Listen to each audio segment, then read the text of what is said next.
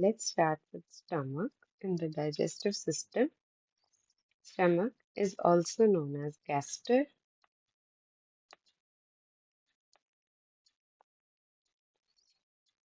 or venter, from which we have the adjective gastric applied to structures related to the organ.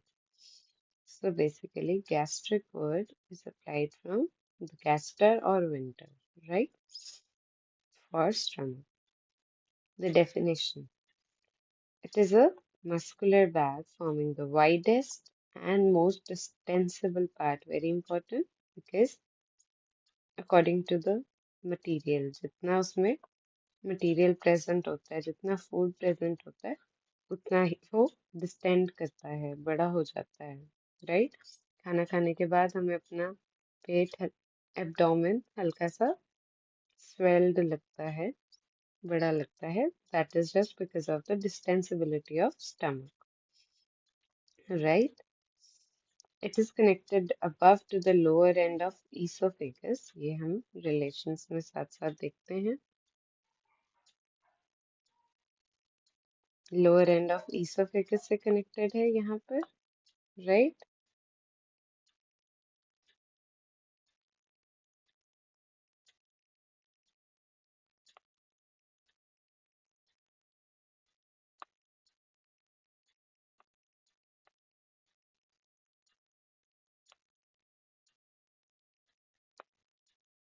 ये lower end of esophagus से connected है और नीचे connected to the first part of duodenum, right? Okay.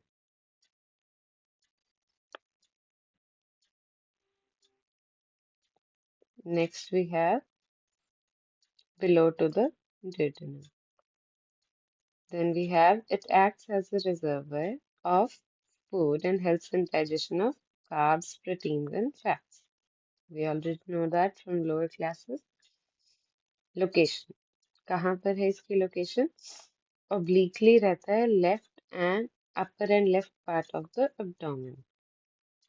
तो upper part of abdomen and left side को रहता है.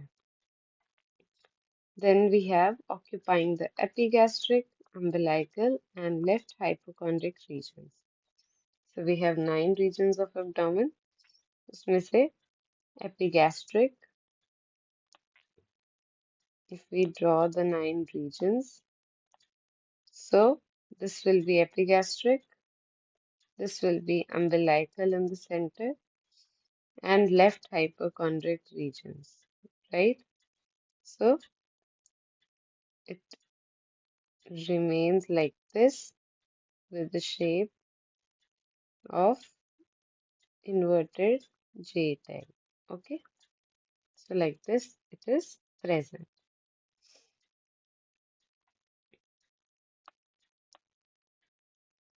Now, most of it under cover of the left costal margins and the ribs. So it is under the cover of left costal margin and the ribs, which if we talk about in 3D, ठीक है ना? The shape of the stomach किस पे depend करेगी? Tone of muscles और tone of muscles of the body, ठीक है? Degree of tone of muscles and tone of muscles of the body. Normal active persons में J शेप्ड रहती है, ठीक है? बहुत ही पतले लंबे पर्सन में स्थैनिक नॉर्मल एक्टिव को स्थैनिक बोलेंगे, बहुत ही पतले लंबे को हाइपोस्थैनिक बोलेंगे. उसमें भी J शेप्ड रहेगी, अच्छे से विजिबल रहेगी. अब ब्रॉड स्ट्रॉन्ग एक्टिव पर्सन्स जो कि थोड़ा सा हेल्दी हैं, ठीक है, लेकिन स्ट्रॉन्ग एक्टिव हैं, तो तब हॉरिजॉन्टल रहेगी, यानी शेप कुछ कुछ ऐसी होने लग जाएगी हॉरिजॉन्टल में, ठीक है. अदरवाइज ऐसे थी जे शेप्ड, तो थोड़ी सी हॉरिजॉन्टल होने लग जाएगी यहाँ पर. ओके, तो आगे अब रेडियोलॉजिकल एग्जामिनेशन करके एक्सरे, है ना, तो इन सब से हम देख सकते हैं उसकी एग्जैक्टली जो भी एनाटमी है एक पर्सन के अंदर, to check the physiology and all, है ना। कैसे? After giving a barium meal, तो क्या होता है, आपका ये डाइजेस्टिव ट्रैक्ट है, ठीक है, यहाँ पर ये स्टमक है, उसके बाद you have duodenum and all. तो क्या होगा कि अगर आप बेरियम मील देंगे, बेरियम मील को हम समझ लेते हैं कि वो रेड कलर की इंक देगा, तो आपने बेरियम को खाने के साथ दे दिया, ठीक है, तो वो अंदर जाएगा जाएगा, जहां जहां जाता जाएगा वो एक कलर जो है वो क्रिएट करता जाएगा, ठीक है। तो जब आप उसको एक्सरे में देखेंगे, तो आप अगर ये पोर्शन स्टडी करना चाहते हैं, तो आपको ये पोर्शन अच्छे से जहां जहां से वो निकला है वो दिखना शुरू होगा, ठीक है। लेकिन एक्सरे और अदर रेडियोलॉजिकल एग्जामिनेशंस, तो उसकी वजह से क्या है, आप उसका पाथ ट्रैक करके जो भी फिजियोलॉजी पैथोलॉजी है उसको जान पाओगे, ठीक है। सो इस तरह से बेरियम मील का कॉन्सेप्ट होता है।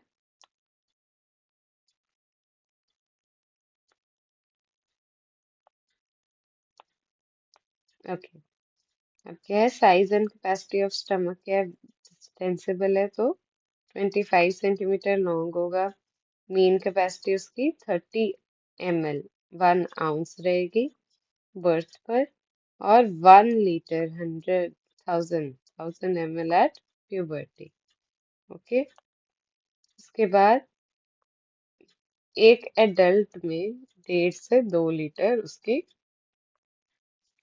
कैपेसिटी रहेगी, यानी वो इतना अमाउंट जो है अपने अंदर फूड रख सकता है एक टाइम पर, राइट। तो आपको पता है स्लोली स्लोली वो आगे जाता है ड्यूडेनम की तरफ, है ना। तो धीरे धीरे फूड आता है, फिर धीरे धीरे क्लियर होता है, राइट, आफ्टर डाइजेशन। स्टमक के 2 ऑरिफिस हैं, 2 ओपनिंग्स हैं, एक ओपनिंग यहाँ पर और एक यहाँ पर, ओके। सो 2 ओपनिंग्स हैं, 2 ऑरिफिस हैं, ऑल राइट।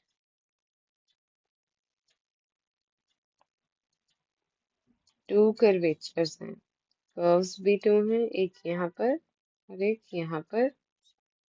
2 बॉर्डर्स हैं, this border and this border, ठीक है। 2 सर्फेसेस हैं, यहाँ पर एंटीरियर सरफेस और बैक साइड पे पोस्टीरियर, और 2 पार्ट्स हैं मेनली, जैसे हम डिस्कस करेंगे आगे जाकर, तो इसके ऐसे पार्ट्स होंगे। वैसे हमने 4 पार्ट्स भी पढ़े हैं, but mainly there are 2 parts. तो 2 ऑरिफिस, सबसे पहले हम एक वीडियो देख लेते हैं, देन हम आगे डिटेल में डिस्कस करते हैं। सो इस तरह से ये 3D में होता है स्टमक, रिब्स के साथ कैसे इसका रिलेशन है आप वो भी देख सकते हैं, ठीक है। अगर हम इसके रिलेशंस चेक करें, तो इसके रिलेशंस में क्या क्या चीजें हैं आप देख सकते हैं। यहाँ पर इसके रिलेशन में लिवर है, इंटेस्टाइन्स हैं, स्प्लीन है, राइट। तो ये सब इसके रिलेशंस में रहते हैं।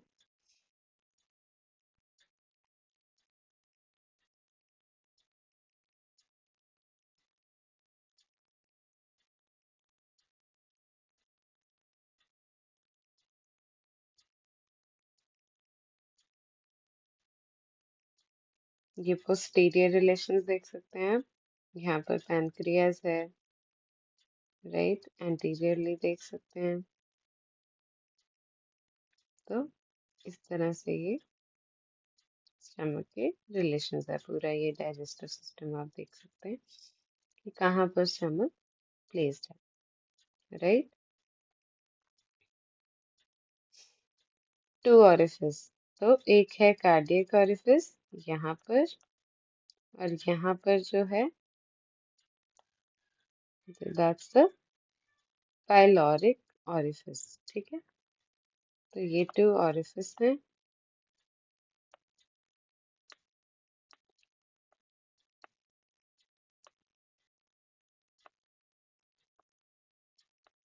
ओके,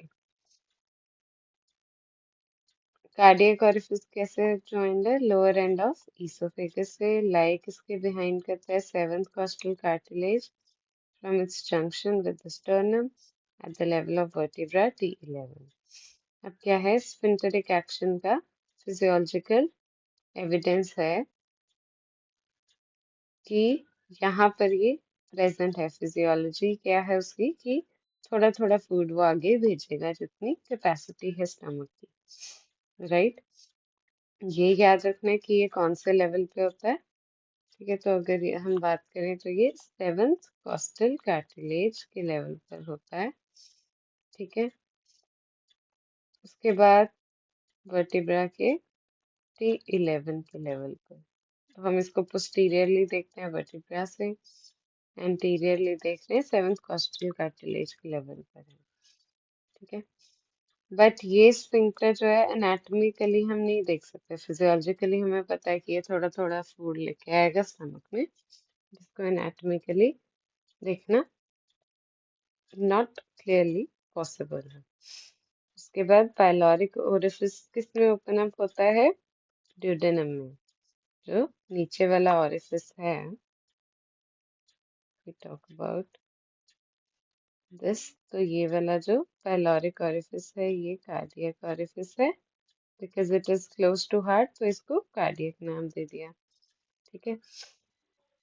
तो एम्प्टी स्टमक में सुपाइन पोजिशन में अगर हम नॉर्मली लेटे हैं, हमारा पेट खाली है, तो ये 2 centimetre to the right of median plane पड़ेगा। यानी अगर हम ये मीडियन प्लेन माने तो इसको 2 सेंटीमीटर राइट पड़ेगा, ठीक है। लेफ्ट में सिचुएटेड रहता है ना, तो इस करके इस तरह से उन्होंने एनालॉजी की है। उसके बाद अगर हम बात करें lower border of vertebra L1, तो कौन से लेवल पर है ये? L1 पर। इस तरह से एक फिगर बना लीजिए अपने बुक पर भी, if you want to study from the book, ताकि आपको याद रहे। तो यहाँ पर आप T11 लिख दीजिए, यहाँ पर L1 लिख दीजिए, ठीक है। और ट्रांसपाइलोरिक प्लेन, तो ऐसे ट्रांसपाइलोरिक प्लेन भी पास करता है, तो उसके लेवल पर ये लाई करता है, ठीक है। Its position is indicated on the surface of the stomach, तो एनाटॉमिकली इसकी पोजीशन इंडिकेटेड है कैसे? बाय सर्कुलर ग्रूव, यहाँ पर पाइलोरिक कंस्ट्रिक्शन, तो ये शेप जो है ये हल्की सी कंस्ट्रिक्ट होकर इस तरह से बनती है, ठीक है। This will be pyloric constriction produced by the underlying pyloric sphincter और pylorus। pylorus का मीनिंग क्या है? गेट गार्ड, तो ये भी गेट गार्ड है फॉर द ड्यूडेनम, ठीक है। इसलिए यहाँ पर इसको ये नाम दिया गया है। And by the pre pyloric when of Mayo which lies in front of the construction. अब यहाँ पर आप देखोगे हर स्ट्रक्चर के पास इस तरह से वेनस आर्टेरियल ड्रेनेज है, तो उस तरह से ये बता रहे हैं कि स्टमक के पाइलोरिक रीजन में क्या है, इसका pre pyloric when of Mayo जो है वो फ्रंट ऑफ कंस्ट्रक्शन में यहाँ पर कहीं होती है, ठीक है। तो इस तरह से बताया गया है। अब टू कर्वेचर्स की बात करें तो लेसर कर्वेचर इज कनकेव, तो जो लेसर कर्वेचर है ये कनकेव है ना। लेकिन जो forms the right border of stomach, अगर बात करें ये लेफ्ट एरिया है और ये राइट एरिया है, तो right border of stomach. It provides attachment to the lesser omentum. यहाँ पर एक स्ट्रक्चर प्रेजेंट होगा इस तरह से, that is lesser omentum. Okay, the most dependent part of stomach है ये, the most dependent part of curvature है। और ये मार्क्ड किससे होगा? एंगुलर नॉच, यहाँ पर एक नॉच टाइप स्ट्रक्चर है। और incisura angularis, this is an important point, angular notch और इंसिसुरा एंगुलरिस। ओके, जहाँ पर ये एंगल बनाता है बेसिकली, आप देख सकते हो एक एंगल जैसा स्ट्रक्चर बन रहा है यहाँ पर। Okay, the greater curvature is convex,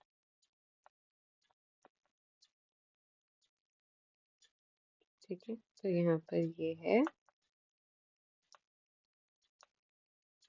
इंसिसुरा एंगुलरिस या एंगुलर नॉच। अब ग्रेटर कर्वेचर जो है, यहाँ पर ये ग्रेटर कर्वेचर है हमारे पास, ठीक है।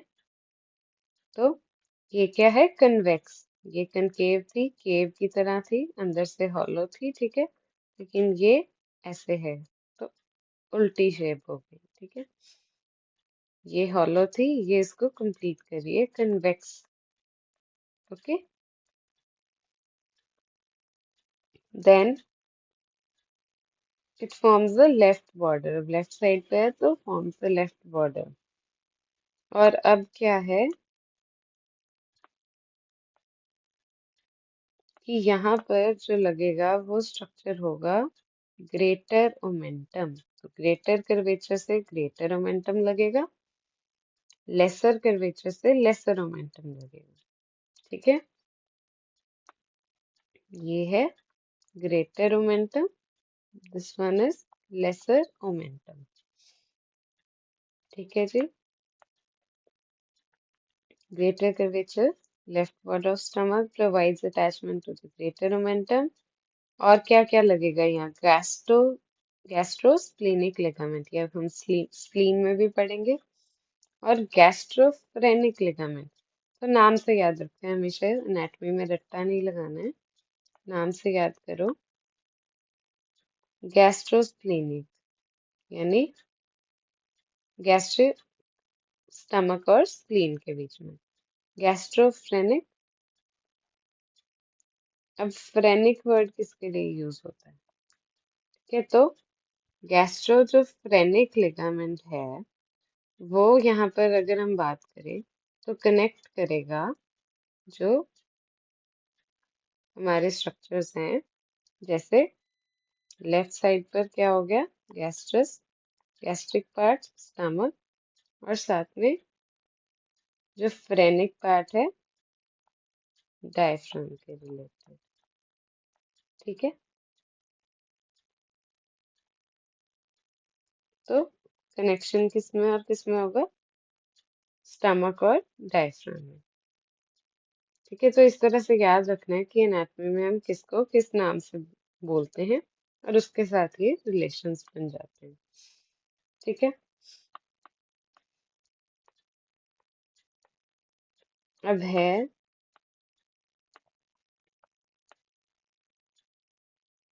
गैस्ट्रोस्प्लेनिक, गैस्ट्रोफ्रेनिक। अपर एंड पे the greater curvature presents a cardiac notch, ठीक है,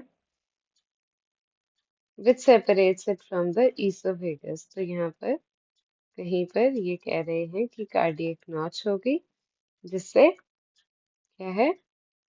ईसोफेगस और ये आपस में डिफरेंशिएट हो जाएंगे, तो यहाँ कहीं ग्रेटर कर्वेचर पे कार्डियक नॉच रहेगी। It is 5 times longer than lesser curvature. तो ऑब्वियसली जब आपके पास ऐसा स्ट्रक्चर है तो लेसर कर्वेचर छोटा है, लेकिन ग्रेटर बड़ा है, ठीक है। टू सरफेसेस हैं, एंटीरियर और एंटीरो सुपीरियर, पोस्टीरियर और पोस्टीरो इंफीरियर। ये हम फिर से 3D में देख सकते हैं।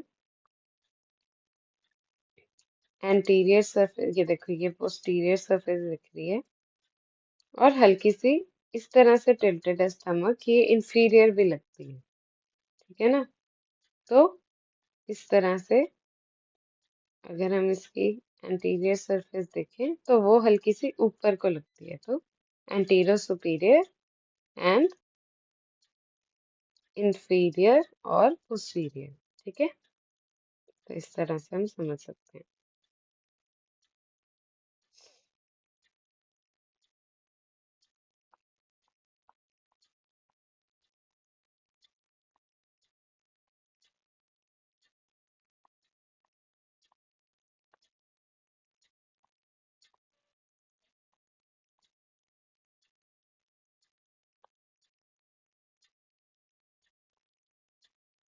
ओके, तो एंटीरो सुपीरियर और पोस्टीरो inferior surface,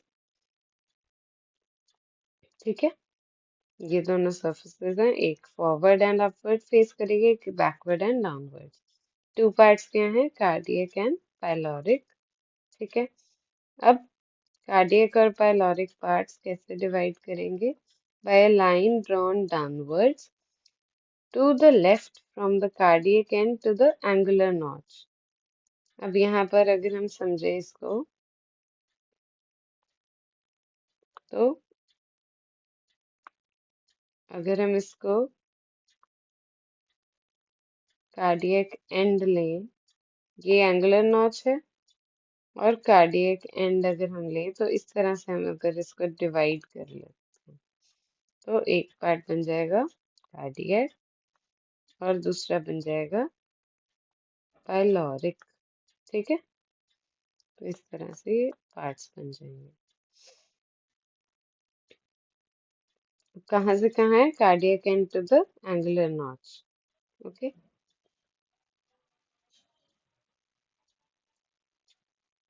The line is extended further to the greater curvature. The larger cardiac part is further subdivided. अब जो कार्डियक पार्ट है उसको सब डिवाइड करेंगे, इसमें funds and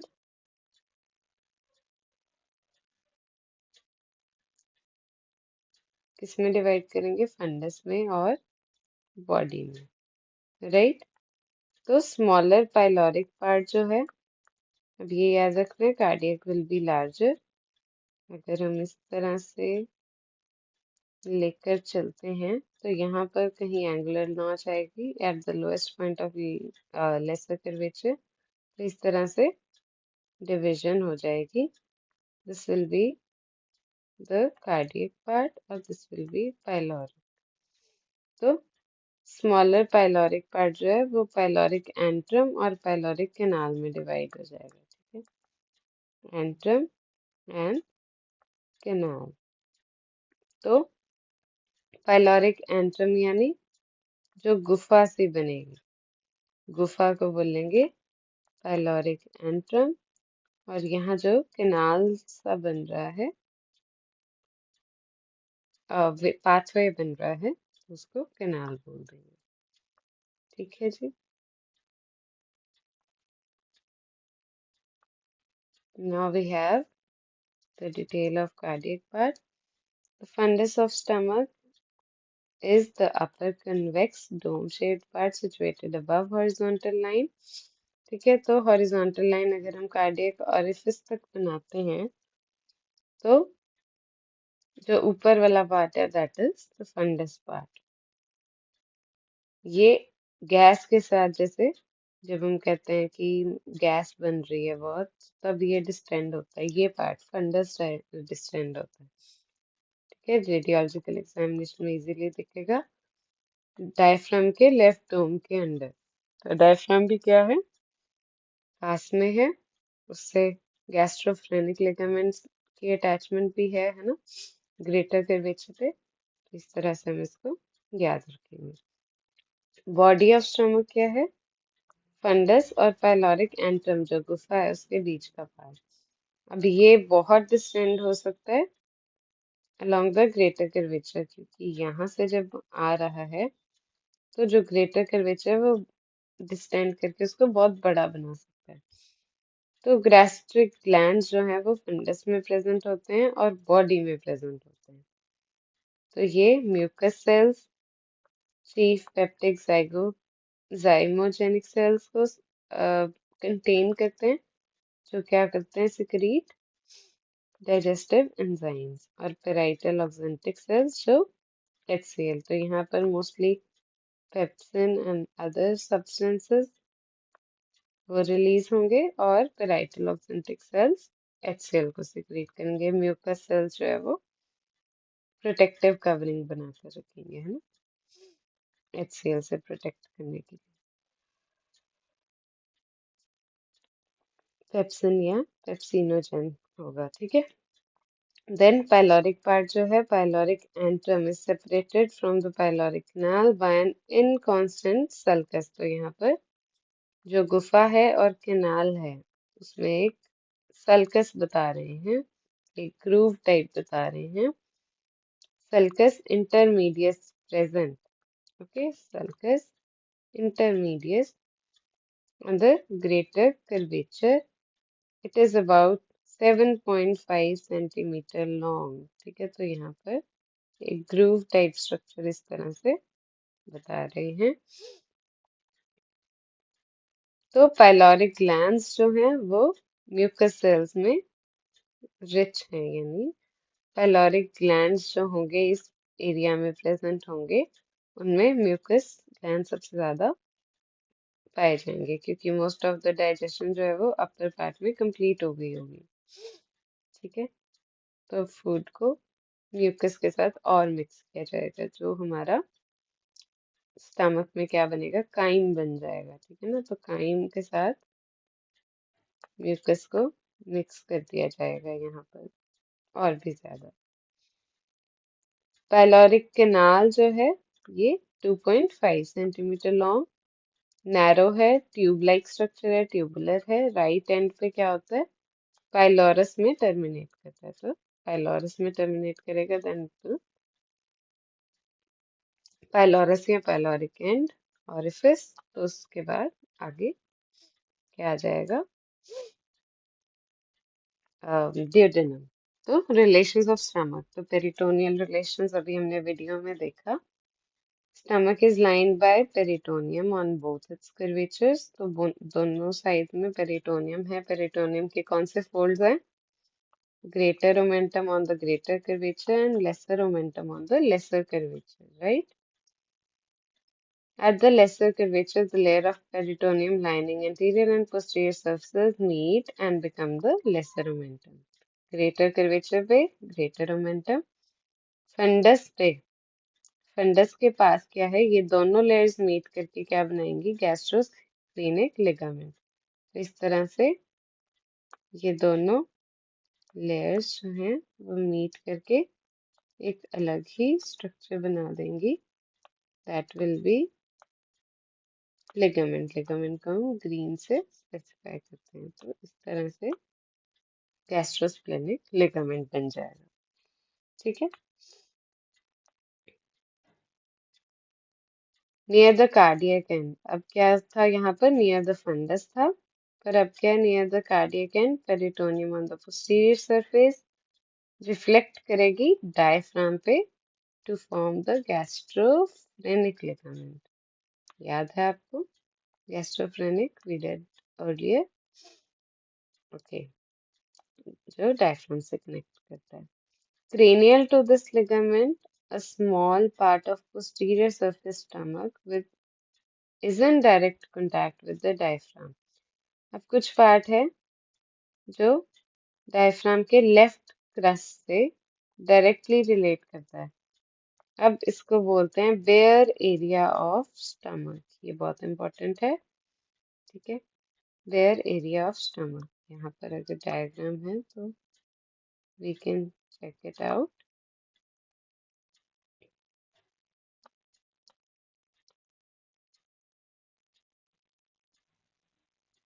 Okay, let me show you.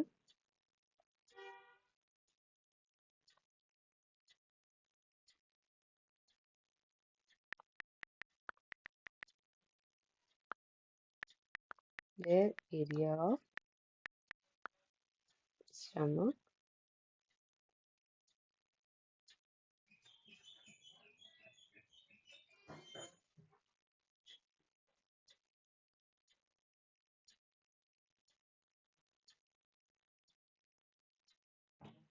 So this is the bare area of stomach. If you can see here,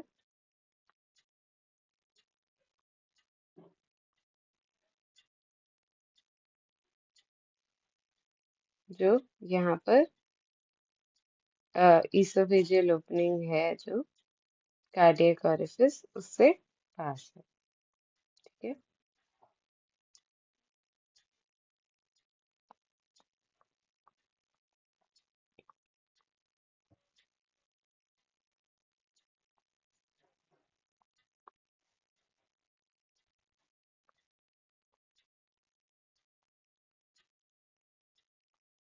visceral relations, अब peritoneal relations यानी peritoneum से क्या क्या रिलेशंस है, लेकिन विसरल रिलेशंस मीन जो अंदर की विसरा है, अंदर की ऑर्गन्स की विसरा है, उधर मतलब एब्डोमिनल ऑर्गन से तो क्या क्या रिलेशंस हैं, ठीक है। इस तरह से हम समझ सकते हैं, ठीक है। तो पेरिटोनियम को एक आउटर लेयर टाइप कंसिडर कर सकते हैं, और विसरा जो है वो जो इंटरनल ऑर्गन्स के ऊपर प्रेजेंट है, इस तरह से उसको समझ सकते हैं। एंटीरियर सरफेस ऑफ स्टमक किससे रिलेट करेगा? Liver, diaphragm, anterior abdominal wall, right. तो अगर हम इसको इस तरह से देखें,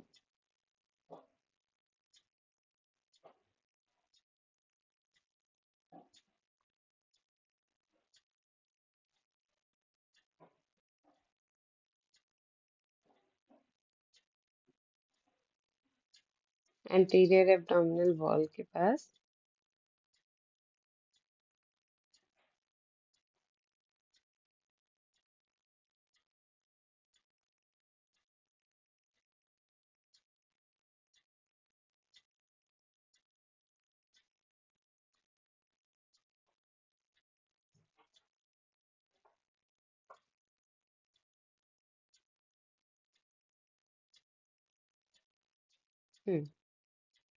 तो अगर हम इसको यहाँ पर देखें तो ये हमारे पास लिवर है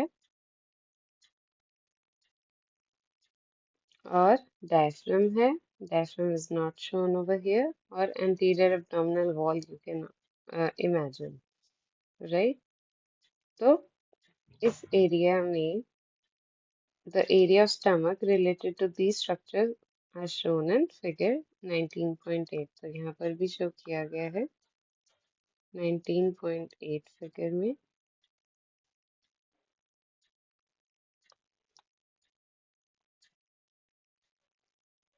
यहाँ पर ये स्टमक है, उसके साथ इंटीरियर एब्डोमिनल वॉल से ये लिवर है, ठीक है।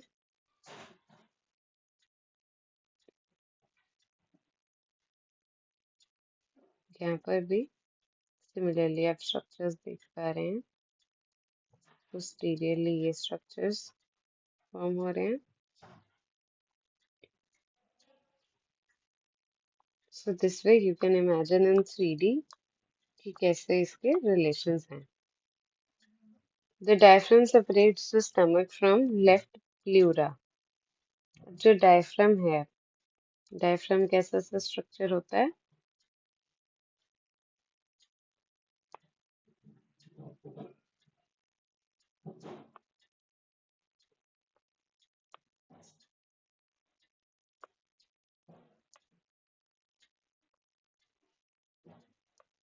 डायफ्राम कैसा सा स्ट्रक्चर होता है?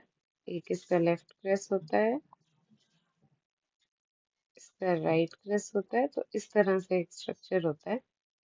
तो ये ट्रांसवर्सली प्रेजेंट होता है हमारे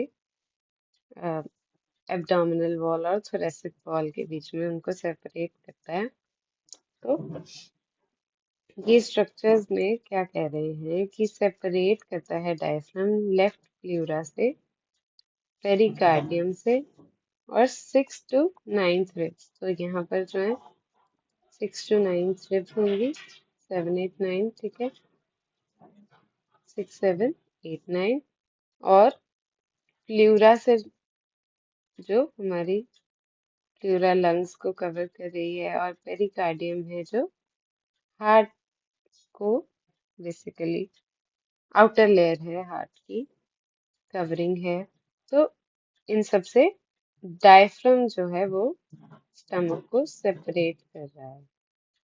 ओके, तो अगर आप इमेजिन कर सकते हैं तो बहुत इजीली समझ आ जाएगा। अब यहाँ पर the costal cartilages are separated from the stomach by the transversus abdominis। तो transversus abdominis मसल है वो costal cartilages से सेपरेट करता है स्टमक को। गैस्ट्रिक नर्व्स और वेसल्स रेमिफाई कर जाते हैं, आगे पार्ट्स में डिवाइड कर जाते हैं पेरिटोनियम के डीप में। अब space between the left costal margin and lower edge of left lung on the stomach is known as Strawberry's space. This is very important. Left costal margin and lower edge of left lung. तो यहाँ पर अगर हम left lung draw करें, ये right lung हो गया, ये लेफ्ट लंग हो गया। ओके, अगर हम इनको ड्रॉ करते हैं तो lower edge of left lung है और कॉस्टल मार्जिन। यहाँ पर अगर लिड्स फिनिश हो रही हैं तो कॉस्टल मार्जिन, इन दोनों के बीच में जो स्पेस होगी उसको क्या बोल देंगे हम? ट्रॉवेस स्पेस। आई होप ये आपको याद रहेगा, ठीक है। तो ट्रॉवेस स्पेस जो रहेगी वो आएगी between the left costal margin and left lung. Okay, then we have normally हम परकशन रेजोनेंट नोट आता है इस स्पेस पे, ठीक है। जब हम परकशन सीखेंगे तो यहाँ पर एक रेजोनेंट सा नोट फील करेंगे, बट जब स्प्लीनोमेगाली है, स्प्लीन अपनी जगह से, जैसे आप देख रहे हो 3D में कि स्प्लीन की क्या प्लेस है, तो जब स्प्लीन अपनी पोजीशन से बढ़ जाएगी ना, जैसे यहाँ पर स्प्लीन अगर बढ़ जाती है तो ये जो स्पेस है वो आपको फील नहीं होगी, है ना। या प्लूरल एफ्लूजन, प्लूरा में कुछ भर गया है ना, लिक्विड भर गया है, तो डल नोट आएगा। जैसे पेट जैसे हम किसी बैग में पानी भर रहे हैं ना, ऐसे कोई, तो वो भी डल सा साउंड करेगा, है ना। तो उस तरह से ऐसा नोट आएगा। Posterior surface of the stomach is related to the structures forming the stomach bed। ये stomach bed बहुत बहुत बहुत इंपॉर्टेंट है, ठीक है। स्टमक बेड के स्ट्रक्चर्स आपको 5 मार्क्स में एज इट इज लिखने के लिए आ सकते हैं, ठीक है। तो अगर आपको पूरा स्टमक आता है तो आप उसको थोड़ा थोड़ा बता सकते हैं कि आपके उसके पास स्टमक में जो 2 ओरिफिस हैं उनके नाम लिख दीजिए, जस्ट एक एक लाइन उनके बारे में। 2 सर्फेसेस हैं, 2 कर्वेचर्स हैं, वो किस किस से कनेक्ट होती हैं? लेसर ओमेंटर, ग्रेटर ओमेंटर, और greater curvature 5 times more larger है ना, 5 टाइम्स लेंथ में ज्यादा है। तो इस तरह से आप बता सकते हैं। बहुत ही छोटा छोटा लेकिन सब कुछ कवर है, तो ब्रीफ में बताना है, मेन मेन पॉइंट्स और सारे पॉइंट्स लिखने हैं। और स्टमक बेड जरूर लिखना है आपको, चाहे स्टमक के रिलेटेड कोई भी जनरल क्वेश्चन आए तो स्टमक बेड हमेशा लिखना है। यहाँ पर हम स्टमक बेड देख भी सकते हैं, है ना। तो ये इसके पोस्टीरियरली स्ट्रक्चर्स हैं, तो ये सारा हम स्टमक बेड में कंसिडर कर सकते हैं। देखो अब यहाँ पर डायफ्राम नहीं विजिबल, बट स्टमक बेड में डायफ्राम आएगा। ओके, क्योंकि हमने डायफ्राम के रिलेटेड बहुत सारी बात याद कर ली है तो आपको याद रहेगा। उसके बाद लेफ्ट किडनी भी यहाँ पर रहेगा रिलेशन में, जो आपको स्ट्रक्चर्स दिख रहे हैं उनके बैक साइड पर।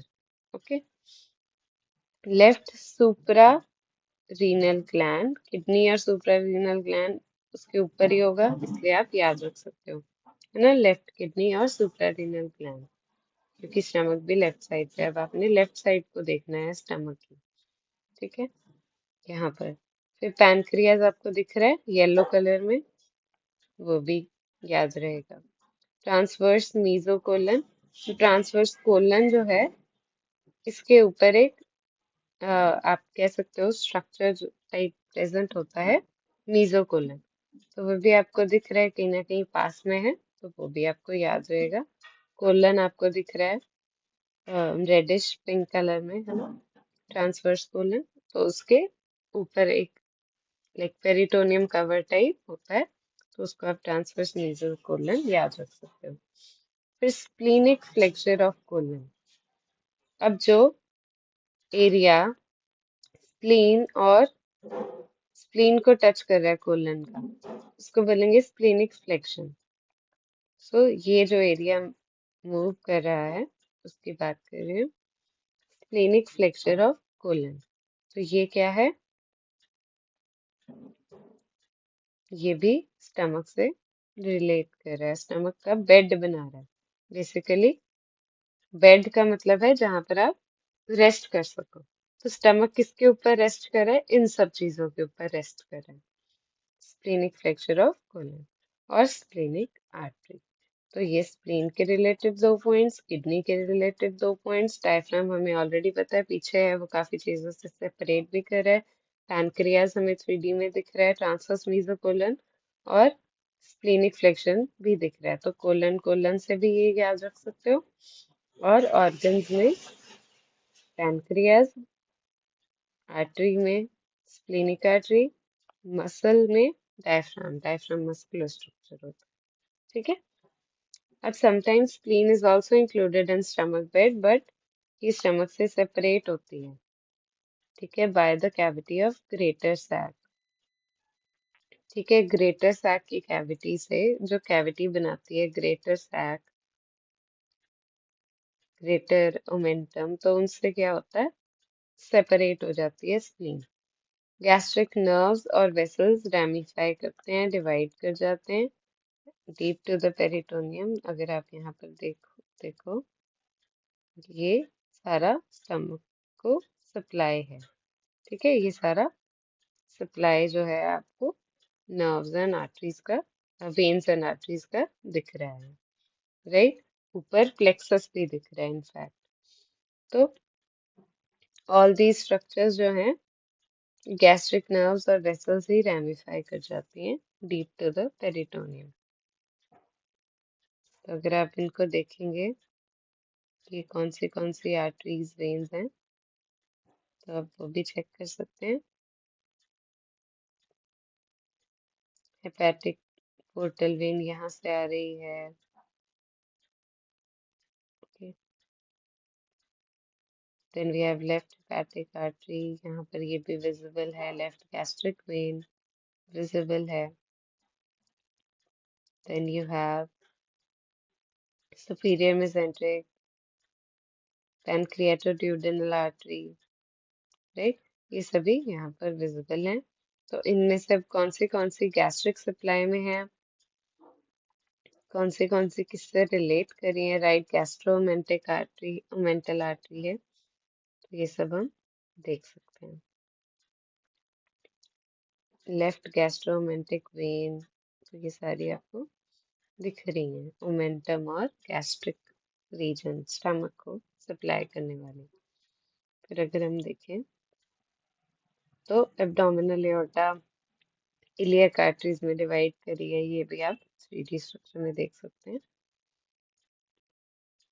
तो इस तरह से एनाटॉमी को 3D में जो है रिलेट करके लर्न करना इज इजियर देन हम इसको क्रैम करें, ठीक है। स्प्लेनिक आर्टरी भी दिख रही है, स्प्लेनिक वेन भी दिख रही है, एब्डोमिनल एओर्टा एंड उसके short gastric arteries. These are very important,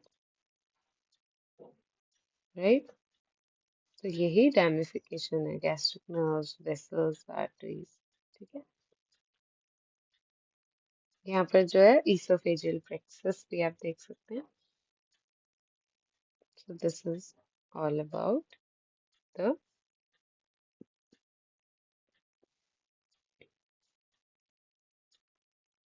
gastric supply. Okay. अब क्या है ब्लड सप्लाई, हम डिटेल में अगर इसको रीड करें तो lesser curvature, left gastric artery, branch किसकी है, सीलियाक ट्रंक की, and the right gastric artery. हमने कुछ कुछ आर्टरीज देखी भी हैं। ये हेपेटिक आर्टरी की ब्रांच है, हेपेटिक यानी रिलेटेड टू लिवर, और उसकी ब्रांच है राइट। आप सिंपली बस इतना याद रख सकते हो, मैं आपको इम्पोर्टेंट पॉइंट्स बता देती हूँ। सिंपली आप यहाँ पर याद रख सकते हैं lesser curvature left gastric artery और राइट गैस्ट्रिक आर्टरी। ठीक है। उसके बाद greater curvature right gastro epiploic artery. ठीक है। अब इतना नहीं याद रखने की जरूरत कि ये किसकी ब्रांच है, if you can for sure, but आप इतना भी लिख सकते हो sir, left gastro epiploic artery. Also exam में आपके पास इतना टाइम और स्पेस नहीं होती कि आप सब कुछ लिख सको, तो आप पॉइंट्स में लिखेंगे सिर्फ lesser curvature by left gastric right gastric, greater curvature by gastroepiploic, left gastroepiploic and right gastroepiploic. Okay. वैसे ये स्प्लेनिक आर्टरी की ब्रांच है, लेफ्ट गैस्ट्रोएपिप्लॉइक। फिर फंडस जो है वो 5 to 7 शॉर्ट गैस्ट्रिक आर्टरीज से सप्लाइड है, जो हमने देखा अभी, है ना, वो भी स्प्लेनिक आर्टरी की ब्रांच है। अब वेन्स किस में ड्रेन करती है, पोर्टल वेन हमने देखी, सुपीरियर मेसेंट्रिक वेन देखी, स्प्लेनिक वेन देखी। ठीक है, तो इनमें ही ड्रेन करती है। अब राइट और लेफ्ट गैस्ट्रिक वेन्स भी पोर्टल वेन में फर्दर ड्रेन करेंगी, राइट एपिप्लॉइक, सुपीरियर मेसेंट्रिक में लेफ्ट और लेफ्ट गैस्ट्रो एपिप्लॉइक, और शॉर्ट गैस्ट्रिक वेन्स जो है वो स्प्लेनिक वेन में। तो तीनों उन्होंने कवर करके बता दिया, तो आप इतना लिख दोगे, that will be more than sufficient. Okay, जो जो मैंने हाईलाइट किया आप सिर्फ उतना लिख के आओगे एग्जाम में, you will get very good marks. Okay. Lymphatic drainage में आप सिर्फ कुछ कुछ नोड्स याद रख सकते हो, लाइक पैनक्रियाटोस्प्लेनिक नोड्स। ठीक है। और lymph vessels from these nodes travel along the splenic artery to reach the celiac nodes. आप इतना लिख दोगे, that will also be more than sufficient. ठीक है। देन हर एक एरिया के आपको lymph nodes ये सब याद रखने की जरूरत नहीं है। ठीक है। इंटेस्टिनल लिम्फ ट्रंक पे चला जाएगा, इसके बाद फिर सिस्टर्ना काइली पे रीच करेगा। तो इतना आपको लर्न करने की जरूरत नहीं है, बट आपको थोड़ा आइडिया जरूर होना चाहिए, ताकि आप कुछ 2-3 पॉइंट्स एक हेडिंग के अंदर जरूर लिख पाओ। तो नर्वस सप्लाई में भी आप इस तरह से इम्पोर्टेंट याद रख सकते हो, गैस्ट्रिक नर्व्स याद रख सकते हो। ठीक है, anterior gastric nerve, posterior gastric nerve, और इनकी डिवीजन इन पैरासिम्पथेटिक रहती है, तो ये याद रख सकते हो। ठीक है, सिंपैथेटिक अगर आपने याद रखनी है तो that is T6 to T10 of the spinal cord. तो इस तरह से आप इसको इतने पॉइंट्स कर सकते हैं। फिर इंटीरियर ऑफ स्टमक, अब इंटीरियर ऑफ स्टमक में आपकी हिस्टोलॉजी भी आ जाएगी और ग्लैंड्स भी आ जाएंगे। ठीक है, तो इसमें क्या है, म्यूकोजा फोल्ड्स में, एम्प्टी स्टमक की जो म्यूकोजा है वो किसमें डिवाइडेड रहेगी, फोल्ड्स में, गैस्ट्रिक रिवगे में। ठीक है, रिवगे लॉन्गिट्यूडनल स्ट्रक्चर्स होते हैं लॉन्ग लेसर कर्वेचर, और इरेगुलर से बाकी जगह मिल सकते हैं। ये जब डिस्टेंडेड स्टमक होगा, जब ज्यादा भरा होगा, तो वो ऐसे फ्लैट हो जाएंगे, है ना। जब ये रिवगे होते क्या हैं, जैसे ये फोल्ड्स हैं, जब ऐसे कोई फोल्ड होता है रबर बैंड में, ऐसे फोल्ड होते हैं ना माइन्यूट माइन्यूट से, जब हम उसको स्ट्रेच करते हैं तो वो सब सीधे हो जाते हैं। तो this way rubber band stretch, याद रखना है डिस्टेंशन ऑफ स्टमक में, वो फ्लैट हो जाते हैं। म्यूकोजल सरफेस में बहुत सारे डिप्रेशंस होते हैं, गैस्ट्रिक पिट्स बोलते हैं उनको। गैस्ट्रिक ग्लैंड्स ओपन करते हैं इन पिट्स में, ठीक है। Part of the lumen of the stomach that lies along the lesser curvature and has longitudinal rugae is called gastric canal or megastrate, ठीक है। megastrates जो है, ये क्या है कि थोड़ा सा जो ल्यूमेन है स्टमक का, वो लेसर कर्वेचर के अलोंग क्या करेगा, लाई करेगा। इसके अंदर लॉन्गिट्यूडनल इस तरह से रूगे होंगे। सो ये है। उसके बाद इसके अंदर और क्या आता है इम्पोर्टेंट, सबम्यूकस कोट जो कनेक्टिव टिश्यू से बनता है, आर्टीरियोल से बनता है, नर्वस प्लेक्सस से बनता है। कनेक्टिव टिश्यू जो है आर्टीरियोल्स और नर्वस प्लेक्सस से क्या बनता है, सबम्यूकस कोट। सो बेसिकली सारा वैस्कुलर टाइप रहेगा, ठीक है, यानी इस पे सप्लाईज होंगी। मस्कुलर कोट कैसे अरेंज्ड होगा, लॉन्गिट्यूडनल फाइबर्स होंगे, इनर सर्कुलर फाइबर्स होंगे, और डीपेस्ट लेयर होगी which consists of oblique fibers जो लूप कर जाएंगे कार्डियक नॉच पर, इस तरह से लूप बना लेंगे कार्डियक नॉच पर। तो मसल कोट में क्या है, oblique फाइबर्स रहेंगे, सर्कुलर फाइबर्स रहेंगे और लॉन्गिट्यूडनल।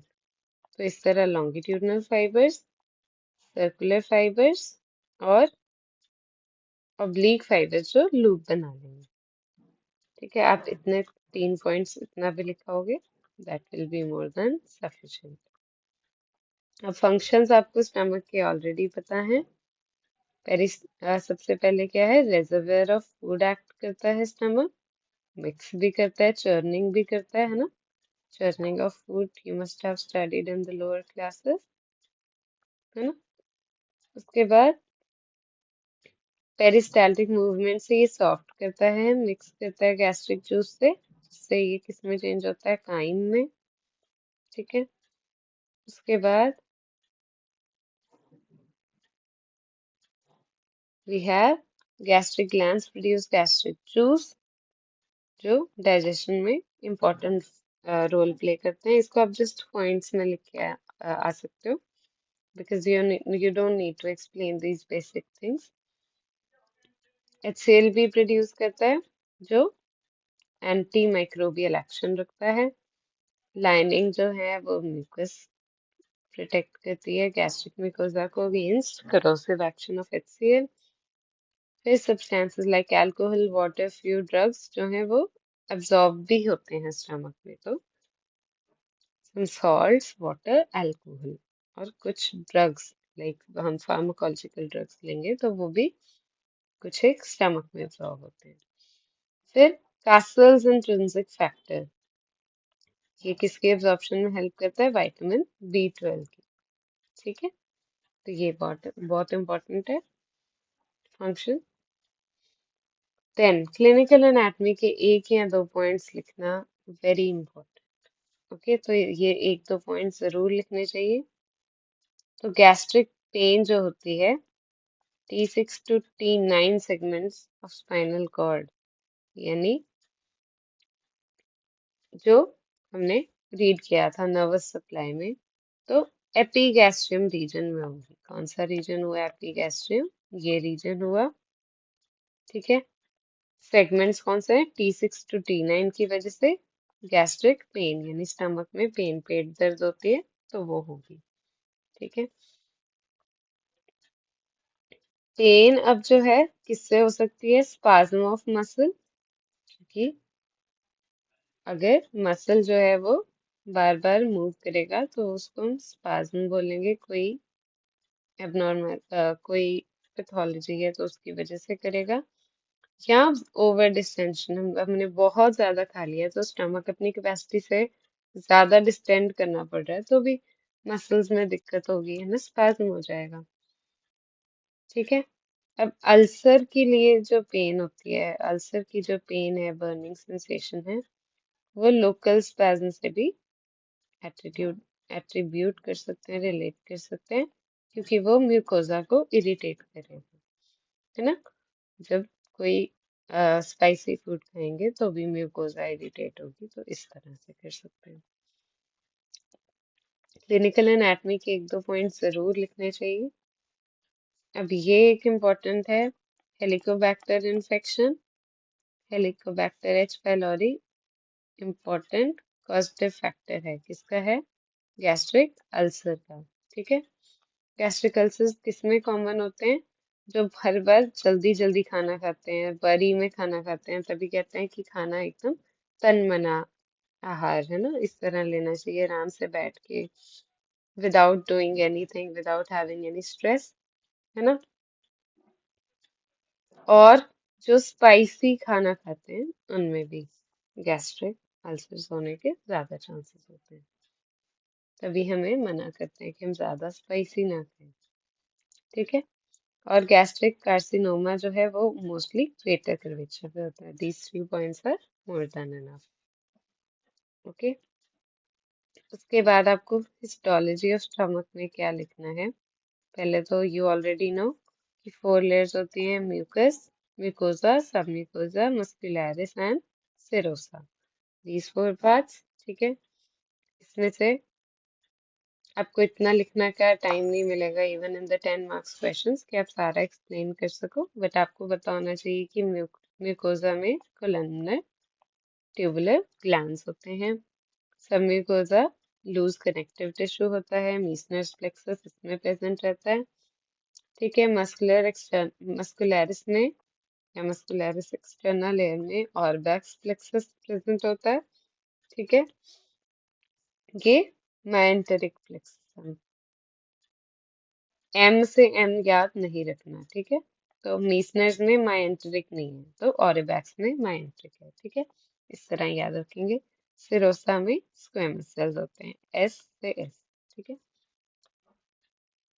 इसके बाद fundus and body of stomach, ये क्या है, ये हम सबने सारा लोअर क्लासेस में पढ़ा है। सिर म्यूकोजा में सिंपल कोलमनर एपिथेलियम, फिर short duct and long secretory portion, ठीक है। फिर oxyntic cells, chief cells, oxyntic cells, parietal cells for HCl, chief cells for pepsin, pepsinogen, ठीक है। फिर we have lamina propria with glands यहाँ पर।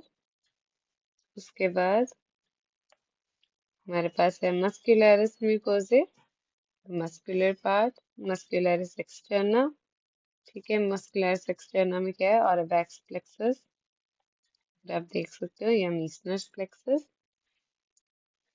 फिर सिरोसा, ठीक है।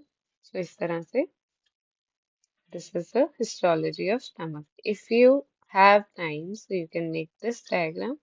Okay, ये सारा डायग्राम आप ऐसे बना सकते हैं, यहाँ पर सेल्स को लाइन करके एंड उसकी लेबलिंग करके नीचे you can show the oxyntic parietal cells, ठीक है। क्रिप्ट्स जो होती हैं, ये क्रिप्ट्स शो कर सकते हैं,